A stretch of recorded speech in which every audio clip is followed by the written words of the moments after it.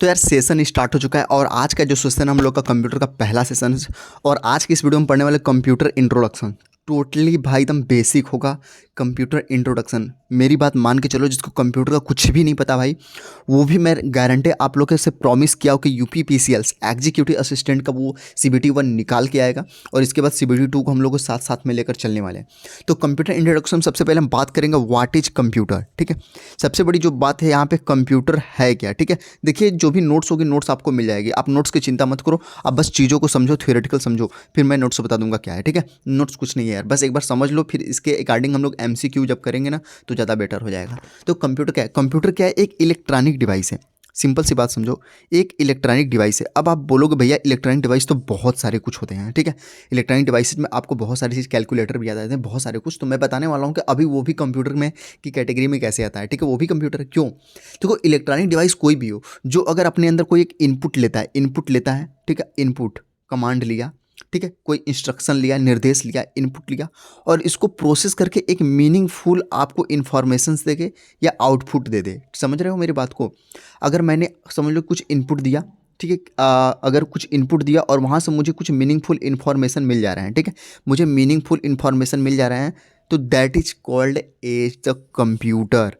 ठीक है, मतलब आप किसी भी चीज़ को इनपुट दे रहे हो, इनपुट अगर आप उसे दे रहे हो, ठीक है, तो वो बदले में आपको क्या दे रहा है? इनपुट के बदले में आउटपुट दे रहा है और ये जो भी आउटपुट होगा मीनिंगफुल होना चाहिए, उसका कोई ना कोई मतलब निकलना चाहिए। ठीक है, और इनपुट अगर आप इनपुट देते क्या हो, क्या इनपुट देते हो? जो को इनपुट जो भी चीज़ होती है वो अनऑर्गेनाइज्ड फॉर्म में होती है। समझ रहे? ऑर्गेनाइज फॉर्म में नहीं होती है, और जो हमें आउटपुट मिलता है वो एक ऑर्गेनाइज फॉर्म में मिलता है। ठीक है, तो इस चीज़ को प्रोसेस में जो कुछ कंप्लीट करता है, ऐसी डिवाइसेस को हम कंप्यूटर कहते हैं, चाहे वो आपका कैलकुलेटर ही क्यों ना हो। हमने इनपुट दिया, वहाँ से मुझे आउटपुट मिल गया। कैलकुलेटर भी एक टाइप का कंप्यूटर की कैटेगरी में आता है, बट ये अलग बात है कि ये कैटेगरी जो इसकी क्लासिफिकेशन से वो दूसरे में चला जाता है, एनालॉग में चला जाता है या डिजिटल में, हाइब्रिड में, वो भी आगे भी हम लोग पढ़ लेंगे। ठीक है, तो इतनी चीज़ क्लियर हो गई। अब आगे आप लोग को समझा देता हूँ थोड़ा सा। ठीक है, देखो चीज़ों को समझो और थ्योरेटिकल एकदम बहुत थ्योरेटिकल समझ लाओगे तो एमसीक्यू भाई एकदम जाओगे, एकदम खटाखट मार के चले आओगे। ठीक है, दो कंपोनेंट होते हैं इसमें कंप्यूटर में। ठीक है, जो भी इनका जो कंपोनेंट होता है, दो कंपोनेंट होता है। ठीक है, एक सिंपल सा हार्डवेयर होता है, इनका दो कंपोनेंट होता है, एक आप लोग पता ही होगा, हार्डवेयर होता है और दूसरा आपको सॉफ्टवेयर होता है। ठीक है, एक हार्डवेयर होता है, एक सॉफ्टवेयर होता है, ये दो चीज़ें होती हैं। इनके दो कंपोनेंट होते हैं, इन्हीं दो कंपोनेंट से बना हुआ है कंप्यूटर। हार्डवेयर की बात करें, हार्डवेयर जो आपको सामने दिखाई देती है, मतलब जितनी भी मशीनरी चीज़ आपको दिखाई देती है, असेंबल्स है सिस्टम में, वो हार्डवेयर हो जाता है। सॉफ्टवेयर जो आपको दिखाई नहीं देते हैं, ठीक है, ये केवल इंस्ट्रक्शंस फॉलो करते हैं। ठीक है, आपने कुछ इंस्ट्रक्शंस डाला, उसको फॉलो किए, ऑटोमेटिकली ऑपरेटिंग सिस्टम द्वारा काम होते हैं, that is called as software. जो आपको दिखाई नहीं देते हैं बट आप उन्हें केवल फील कर सकते हैं, अनुभव कर सकते हैं। ठीक है, जैसे कि विंडोज 10, विंडोज 11, ये क्या है? ये एक हमारा ये सॉफ्टवेयर है। ठीक है, और लेकिन जो कंप्यूटर में बस लगे होते हैं, बस यानी कि वायर्स, ये क्या हो गया? हार्डवेयर हो गया। मदरबोर्ड, फ्लॉपी डिस्क ड्राइव, ठीक है, ये क्या हो गया? हार्डवेयर हो गया। ठीक इसी तरीके से आप समझ सकते हो। ठीक है, अब आते हैं कंप्यूटर में। देखो भाई, देखो कंप्यूटर को अगर तुम समझोगे ना तो बहुत ही ईजी है, कुछ है नहीं खास यार। ठीक है, और भाई मैं इस तरीके से आपको बताने वाला हूँ बेसिक से ना कि भाई एकदम, अब बताओ, ये दो हमने चीज़ टॉपिक पढ़ी, what is computer and hardware software. अगर इसमें मैं अगर 20 ठेवी एमसीक्यू बनाऊंगा, कितना हूँ तोड़ मरोड़ के, तो भी आपको समझ में आ जाएगा। ठीक है, अभी मैं एमसीक्यू कराऊंगा और एक चीज़ ध्यान देना, हम लोग को पढ़ना वही है भाई जो इम्पोर्टेंट है। ठीक है, जो इम्पोर्टेंट टॉपिक के लिए, चूँकि हम लोग के लिए समय बहुत कम है। ठीक है, और थोड़ा सा एक चीज़ और देख लेते हैं, बाइनरी नंबर देख लेते हैं हम लोग कंप्यूटर में। ठीक है, बाइनरी नंबर जो कि बहुत ही ज़रूरी है, बाइनरी नंबर्स। ठीक है, बाइनरी नंबर आपको नोट्स मिल जाएगा, आप नोट से देख लेना, आप नोट से भी समझ लेना अच्छे से, नहीं तो मैं अगले दिन चलो यहाँ पे नोट से ही पढ़ा दूंगा, लेकिन मज़ा नहीं आता है उससे। ठीक है, बाइनरी नंबर्स क्या? तो दो बाइनरी नंबर थे, 0 और 1। ठीक है, जीरो, एक जीरो होता है, एक 1। पूरी कंप्यूटर, आपकी पूरी डिजिटल कंप्यूटर 0 और 1 के बेसिस पे है। अभी आप जो अपना फ़ोन लेकर के अभी आप हमें जो देख रहे हो ना, ये जो चीज़ें हम लोग लिख रहे हैं, कंप्यूटर इंट्रोडक्शन जो लिखा हुआ है, इस मेरे फ़ोन को, मोबाइल को कुछ नहीं पता, ये बस 0 और 1 जानता है। अभी MX प्लेयर में आप वीडियो देखो, ऑडियो देखो, कुछ भी, वो क्या है? वो एक 0 और 1 का फॉर्मेट है और कुछ नहीं है। उसे क्या पता भैया कि वीडियो में क्या चल रहा है, कौन सी मूवी चल रही है, कौन सा रेल चल रहा है कुछ भी उसे नहीं पता, वो केवल 0 और 1 के लैंग्वेज को समझता है। ठीक है, अभी अपन लोग जो programming language abbreviation of computer language पढ़ेंगे तो उसमें ज़्यादा चीज़ें क्लियर हो जाएगी। ठीक है, कंप्यूटर का अपना एक लैंग्वेज होता है भाई समझने के लिए। ठीक है, वो इंसानी भाषा नहीं समझ सकते, 0 और 1 की भाषा समझता है। ठीक है, बाइनरी नंबर पे चलता है। इस बाइनरी नंबर को और कुछ भी कहते हैं, जैसे कि 0 है तो 0 को ऑफ बोल देते हैं। ठीक है, 1 को ऑन बोल देते हैं, मेरी बात ध्यान सुनो।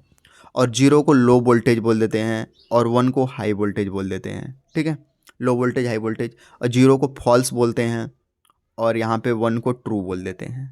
ठीक है, इस तरीके से है।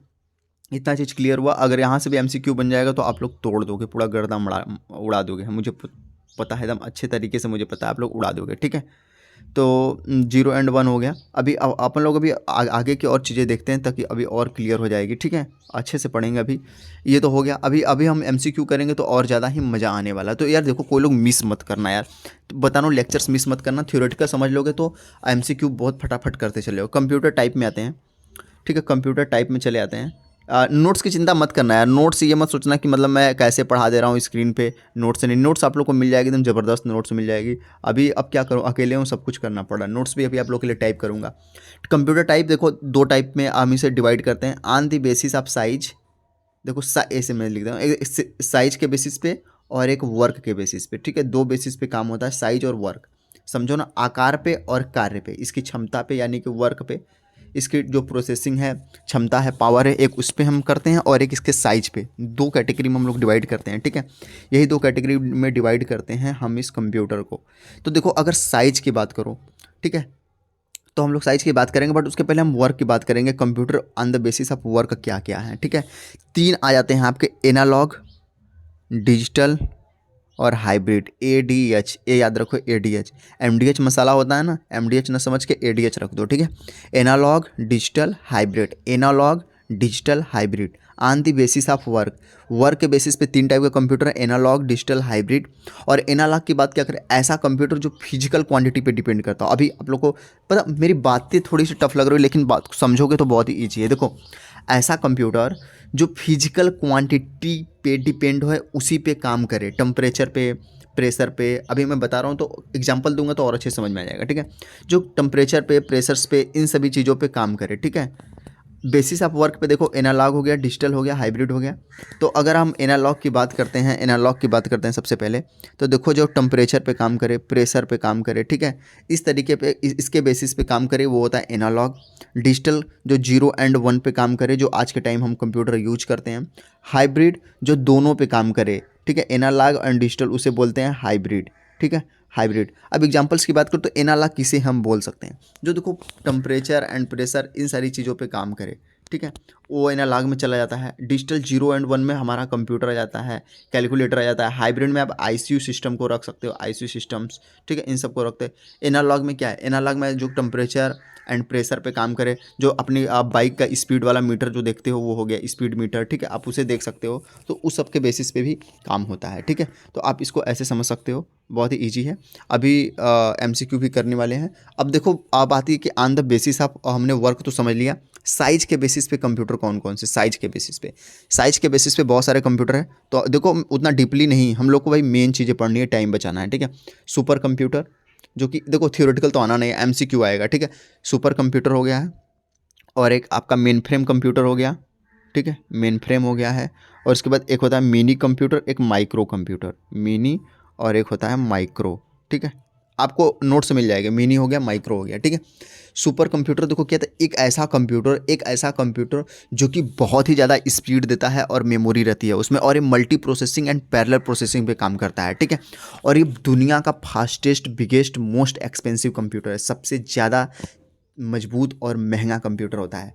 फुगाकू, FUGAKU, फुगाकू, ये दुनिया का सबसे समझ लो कि तेज कंप्यूटर है। फुगाकू, FUGAKU, जापान में बनाया गया है। इसकी जो स्पीड होती है 442 petaflops, petaflop, PF, petaflop, PETA या FLOPS। ठीक है, पेटाफ्लॉप। और इंडिया का जो है सबसे फास्टेस्ट कंप्यूटर अभी जो आ रहा, परम सिद्धि, परम सिद्धि। ठीक है, ये हुआ इंडिया का सबसे फास्टेस्ट कंप्यूटर, परम सिद्धि, जिसकी स्पीड 5.27 PF, पेटाफ्लॉप्स। ठीक है, आप इन चीज़ों को समझ लोगे तो सेम देखो सुपर कंप्यूटर के बारे में हमने पढ़ लिया, main frame, mini computer, micro computer, बस बेसिक में लमसम सब कुछ यही आपको देखने को मिलेगा।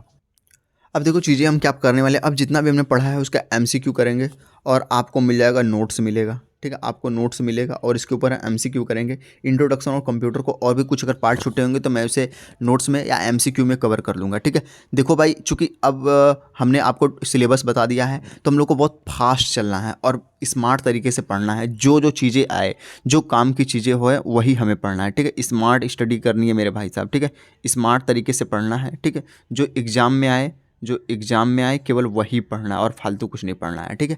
तो जाओ यार वीडियो को शेयर कर देना, चैनल को सब्सक्राइब कर देना और यूपीपीसीएल एग्जीक्यूटिव असिस्टेंट के जो भी भाई लोग आपके फ्रेंड लोग तैयारी करें उनको ये चैनल पहुंचा देना। डेली क्लास होगी, डेली एमसीक्यू मिलेंगे आपको, सब कुछ कंप्यूटर का निकलवाने की जिम्मेदारी मेरी है। CBT 2 को भी साथ में लेकर चलने वाले हैं बस कुछ ही दिन में, ठीक है। तो चलो यार चलते हैं, जय हिंद जय भारत।